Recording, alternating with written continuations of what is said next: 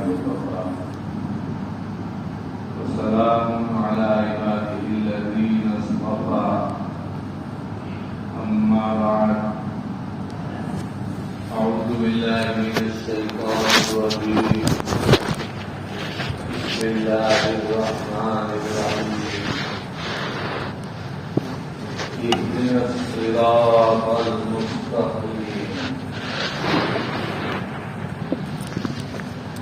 دوستو اور بزرگوں،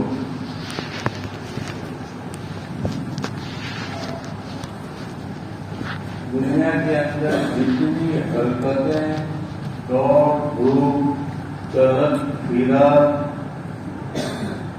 ان سب کا خلاصہ دو چیزوں میں ہے: سکھ اور دکھ. سکھوں کی تلاش اور دکھوں سے بچاؤ. جس کسی کو دیکھو، پوچھو، سمجھو تو اسی کے لیے وہ میرے بچے، میری فیملی، میری اولاد لائف کا ٹائم راحت کے ساتھ گزارتے ہیں. اور اس سفر کے اندر جو تکلیفیں، مصیبتیں، آفتیں آ سکتی ہو، اس سے ہم سب بچ جا رہے ہیں. یہ ایک خلاصہ ہے تمام دنیا کی دوڑ دھوپ اور ترقی کا. لیکن اس کو سمجھنے اور سوچنے کی ضرورت ہے کہ سکھ کیا ہے اور دکھ کیا ہے. اس میں تھوڑا سا اندر اتر کر اگر ہم حقیقت میں دیکھیں تو دکھ اتنے نہیں ہے جتنے ہم اپنی جیب میں لے کر چلتے ہیں.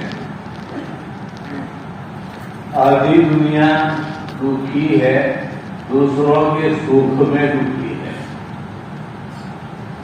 حالانکہ اس کو کوئی دکھ نہیں ہے، لیکن یہ سب سکھی کیوں ہے؟ مجھے اس کا دکھ ہے. اور ایسے دکھی دنیا میں بہت زیادہ ہے. کیوں؟ اس لیے کہ سکھ یہ تو ہمارا عقیدہ ہے کہ اللہ کی طرف سے اترتا ہے. تقدیر پر ہمارا عقیدہ ہے. اب یہ اتنا اترتا ہے کہ اس کی کوئی لمٹ اور حد نہیں ہے. اب یہ ایسا دکھی ہے کہ ہر ایک کے سکھ پر دکھی، اور وہ سکھ آتے ہی رہتے ہیں، اس کا دکھ بڑھتا ہی رہتا ہے. بھائی تجھے کیا پڑی ہے؟ حضرت نبی پاک صلی اللہ علیہ وسلم نے ایک چھوٹی سی بات میں سب مسئلہ حل کر دیا. وَاغْزَ بِمَا قَسَمَ اللَّهُ تَعَالَى تَكُنْ أَغْنَى النَّاسِ.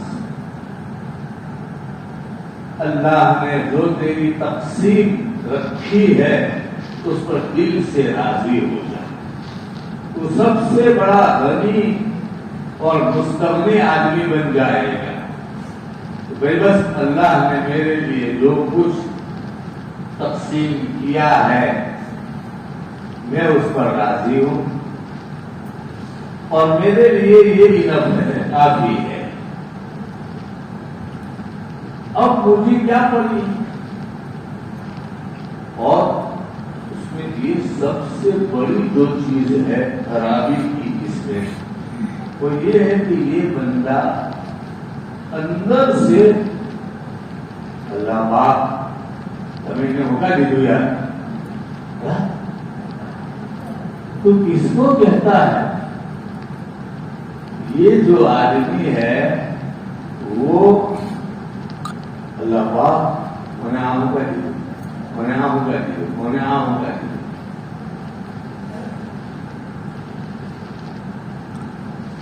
وَلِلَّهِ خَزَائِنُ السَّمَاوَاتِ وَالْأَرْضِ، خزانے سب کے سب اللہ کے قبضے میں ہیں، اور وہ اپنی مشیت اور ارادے سے مخلوق میں تقسیم کرتے ہیں۔ بندے کا کام عبدیت ہے، آپ میرے مولا ہے، میں آپ کا عبد ہوں، غلام ہوں، آپ مجھے جو کچھ دے دیں یہ آپ کا کرم ہے، باقی مخلوق یہ آپ تم کو آپ کیا ہوا ہے۔ تو پہلا دکھی دنیا کے اندر یہ ہے جو دوسروں کے سکھ میں دکھی، اور یہ فالتو دکھی ہے، اور اس کو چھوڑ دیں۔ 50% 50% دکھ تیرے لائف میں سے کٹ جائے گی، اس کو چھوڑ دیں، بس یہ فکر نہیں چھوڑ۔ اور اس کا طریقہ یہ ہے کہ لوگوں کی نعمتوں کے پیچھے تفتیش تحقیق، یہ قطعاً نہ کسی کو پوچھے نہ کسی کو سنے، اسے کہ جب پوچھو گے تو پتہ چلے گا، اور جب پتہ چلے گا تو اور مصیبت آئے گی۔ تو پہلی قسم کا دکھی تو یہ ہے، اور ایسے دکھی دنیا میں بہت زیادہ ہے۔ دوسری قسم کے دکھی وہ ہے جو دوسروں کے دکھ میں دکھی ہے۔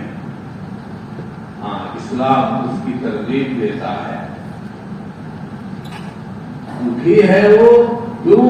اس لیے کہ کھلا جگہ میرے مسلمان بھائی کے پاؤں میں کانٹا لگا ہے، میں کیسے اس کانٹے کو نکالوں؟ تو اس کانٹا اس کے پاؤں میں لگا اور اس کی چبھن میرے دل کے اندر آ رہی ہے۔ ہائے بیچارہ، ہائے بیچارہ ہمارا مسلمان بھائی، خنجر چلے کسی پہ تڑپتے ہیں ہم امیر، خنجر چلے کسی پہ تڑپتے ہیں ہم امیر، سارے جہاں کا درد ہمارے جگر میں ہے۔ مشرق اقصی میں کسی مسلمان کے پاؤں میں اگر کانٹا لگے تو مغرب کے مسلمان کو اس کی چبھن اپنے دل میں محسوس ہونی چاہیے۔ یہ جو مزاج ہوتا ہے، اپنے ہوں نہیں اپنے ہوں، سب کچھ ہماری ہی فکر ہے، اور یہ سب سے بڑی چیز ہے جو حضرت نبی پاک صلی اللہ علیہ وسلم نے امت کو سکھائی کہ تم لوگ آپس میں ایک دوسرے کے سکھ دکھ درد، اسی لیے حدیث پاک میں تمام مسلمانوں کو حضرت نبی پاک صلی اللہ علیہ وسلم نے کجسد واحد المسلمون كجسد واحد إذا اشتكى بعضه اشتكى كله، إن اشتكى عينه اشتكى كله۔ فرماتے ہیں کہ سارے مسلمان ایک انسان کی باڈی کی طرف ہے، کہ اگر اس کے ایک عضو کے اندر تکلیف ہو تو پورے بدن کو تکلیف ہوتی۔ آنکھ درد کرتے ہیں، پورا بدن پوری رات نہیں سوئے گا۔ جاڑ میں درد ہے، پورا انسان پوری رات نہیں سوئے گا۔ پاؤں کی انگلی میں درد ہے، پورا انسان پورے کے پورے مل کر جسد واحد، یہ دکھ تو اپنے عقیدت بنانے کا ہے، اس سے تو اپنے عقیدت ہو جائے گی۔ چھوٹی سی چھوٹی چیز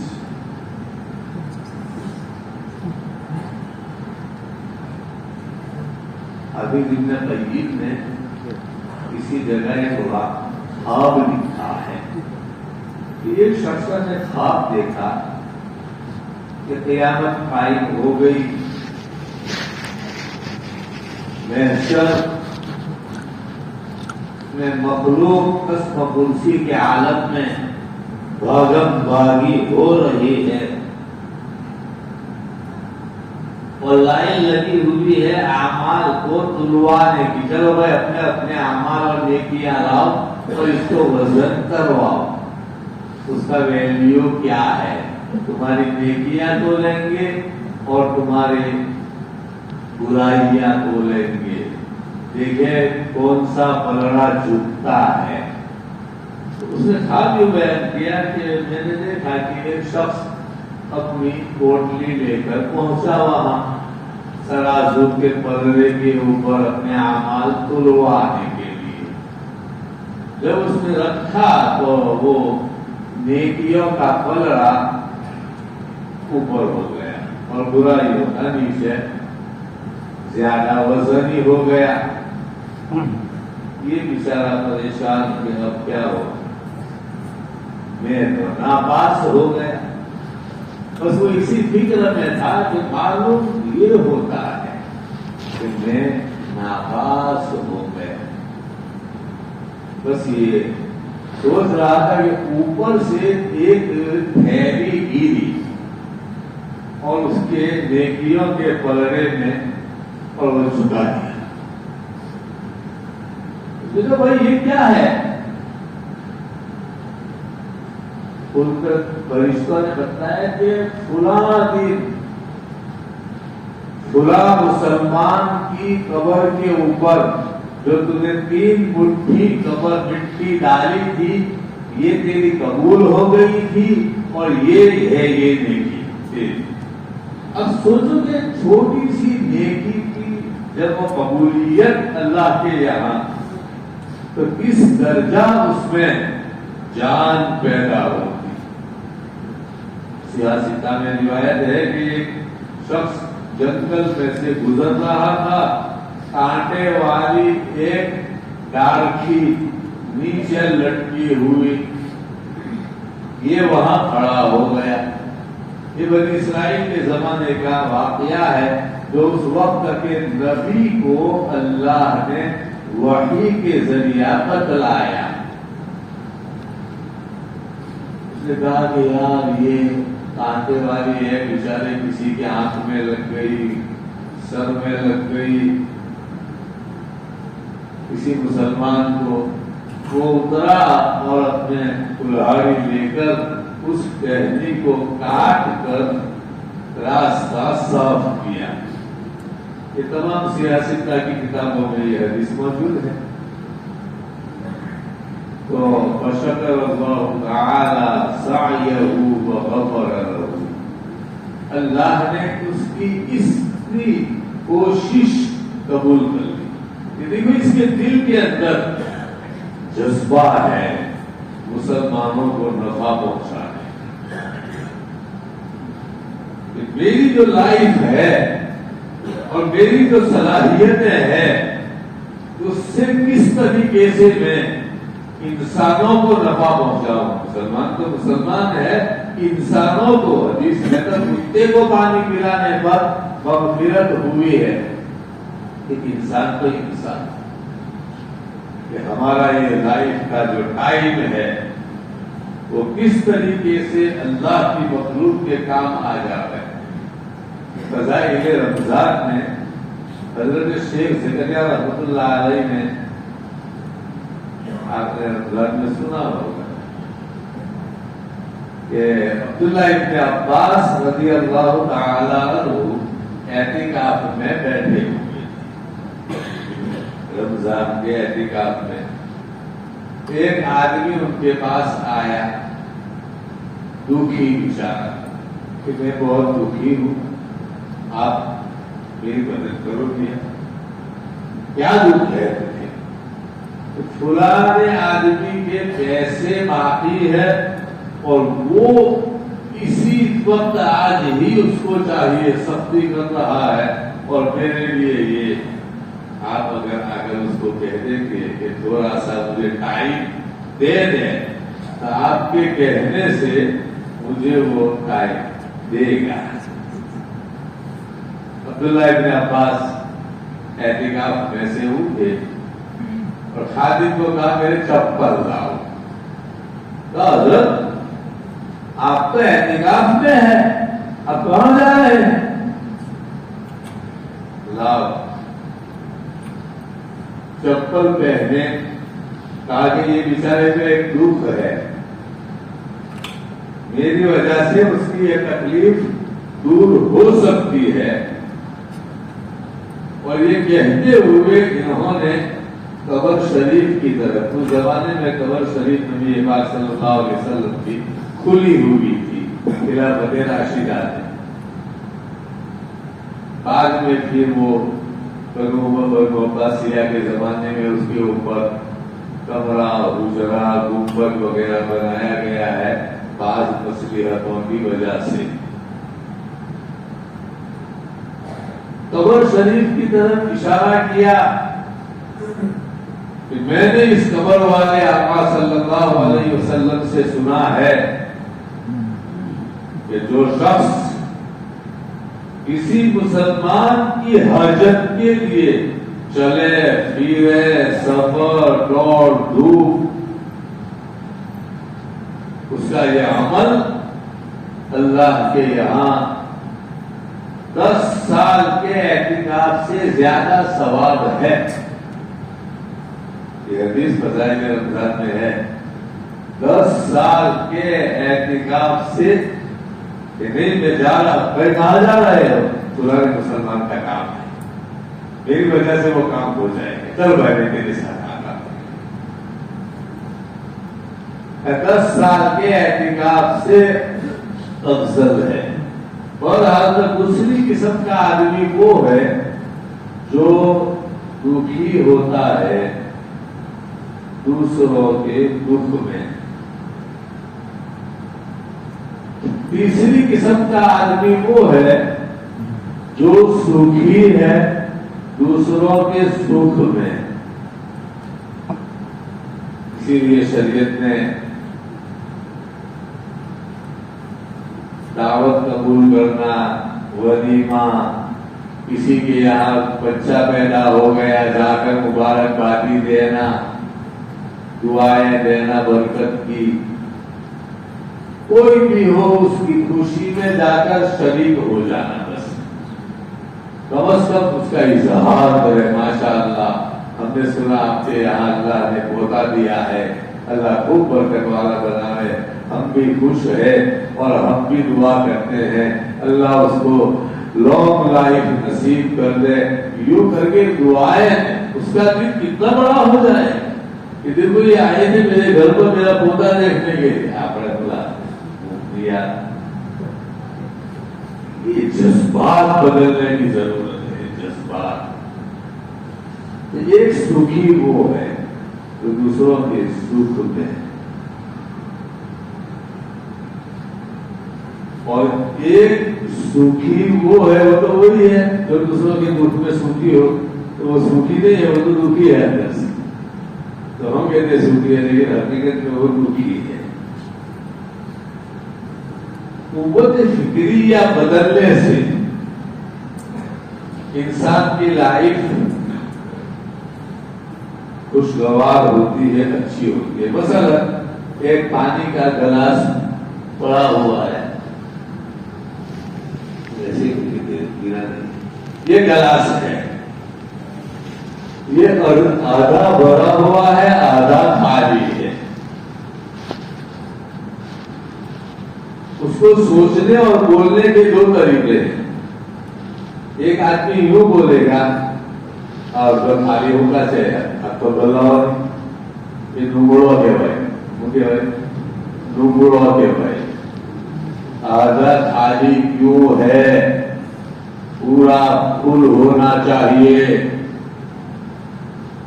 یہ نگڑو کو آپ وہ عادت کہ بھائی اچھی بات بولنا. اللہ تعالیٰ کیا فرماتے ہیں؟ وَقُولُوا لِلنَّاسِ حُسْنًا، لوگوں کے ساتھ اچھی بات کیا کرو. محبت، پیار، شفقت، نرمی. للناس سارے انسانوں کے ساتھ ہم ہم لوگوں کا حال تو یہ ہے کہ ہم اپنے گھر میں بیوی بچی اور اولاد کے ساتھ بھی ہمارا حضرت مولانا ڈاکٹر عبدالحی عالمی رحمۃ اللہ علیہ بہت بڑے بزرگ گزرے ہیں کراچی میں. وہ لوگ فرماتے تھے ایک دن کہ میری شادی کو 54 سال ہوئے میں بیوی کے ساتھ رہتا ہوں. مجھے یاد نہیں ہے کہ میں نے ایک بھی دن اس کو لہجہ بدل کر بات کی. غصہ لان اور سب وہ تو چھوڑو. مجھے یاد نہیں ہے کہ میں نے 54 سال کی شادی کی زندگی میں کبھی لہجہ بدل کر بات کی ہو. مجھے یاد نہیں. اصل اگر یہ 54 سال ایک دو دن ہے اور لڑائی جھگڑا تو الگ بات ہے. لہجہ بدل کر بھی میں نے اس کو بات دے کے ساتھ ہم لوگ خود آہستہ بولے. بیوی نے مجھے پھر آہستہ بولے بیٹھ جائے. یعنی خود آہستہ بولے وہ قصور نہیں ہے اور وہ بیچارے کیا سنے. اتنا بھی اس نے کلام ہمارے معاشرے میں دوستوں نہیں ہے. سچی بات کہتا ہوں, میں نے تو دنیا دیکھی ہے. میں نے دنیا بہت دیکھی ہے اور ہر جگہ دیکھی ہے اور لوگوں کو بھی دیکھا ہے. ہمارا جو معاشرہ ہے وہاں میں کہتا ہوں, دوسرے ملکوں میں جاتا ہوں وہاں کہ بھائی اس چیز کی ہمارے یہاں کمی ہے اور اصلاح کی ضرورت ہے کہ ہم اپنے کو سوچیں کہ ہم کس طریقے سے بیوی بچوں کے ساتھ. آج کل تو ٹیکنالوجی کا زمانہ ہے. دنیا کڑوی سے کڑوی دوا پلا دیتی ہے کیپسول کے اندر رکھ. ہم اپنی کڑوی بات کیپسول میں رکھ کر اس کو پلانا نہیں آتا. ہماری تو میٹھی بھی کڑوی ہو جاتی ہے. میں یہ کہہ رہا تھا کہ اس کو بولنے کا ایک طریقہ تو یہ ہے کہ یہ آدھا خالی کیوں ہے یار, پورا بڑھا ہے. دوسرا بولنے کا طریقہ الحمدللہ پورا کا پورا تو خالی نہیں ہے, آدھا تو ہے نا. اللہ شکر ہے پورا کا پورا خالی نہیں. دیکھو آدھا بھرا ہوا ہے ماشاء اللہ. یہ مزاج شکر والا مزاج, طبیعت کے اندر نعمت اللہ کی اور اس کے جذبات جو نعمتوں کو بولا کرو. یا ایھا الناس اذکروا نعمت اللہ علیکم. اللہ کیا فرماتے ہیں, یہ لوگوں اللہ کی جو نعمتیں اللہ کی جو نعمتیں تمہارے اوپر ہے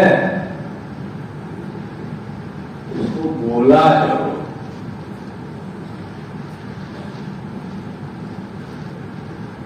اب تھوڑے دن بارش لمبائی وہاں بازار میں